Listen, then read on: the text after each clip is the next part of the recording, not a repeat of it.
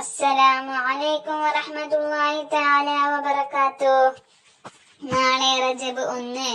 ദുആക്ക് ഉത്തരം ഉറപ്പുള്ള രാവുകൾ. റജബ് മാസത്തിലാണ് നിസ്കാരം ഫറളാക്കപ്പെട്ടത്. റജബ് മാസം അല്ലാഹുവിന്റെ മാസമാണ്. റജബ് മാസം വിതയുടെയും ശഅബാൻ നനയുടെയും റമദാൻ കൊയ്ത്തിന്റെയും മാസങ്ങളാണ്. അതുകൊണ്ട് റജബ് മാസത്തിൽ ഇബാദത്തുകൾ വിതയ്ക്കുക, ശഅബാനിൽ കണ്ണീര് കൊണ്ട് നനയ്ക്കുക, വിശുദ്ധ റമദാനിൽ കൊയ്യുക. ചുരുക്കത്തിൽ റജബും ശഅബാനും നഷ്ടപ്പെടുത്തിയവർ റമദാനിലെങ്ങനെ കൊയ്യും? റജബ് മാസത്തിൽ എന്നും ചൊല്ലാനുള്ള ദിക്ർ: اللهم بارك لنا في رجب وشعبان وبلغنا شهر رمضان ووفقنا فيه للقيام والصيام وتلاوة القرآن آناء الليل وأطراف النهار.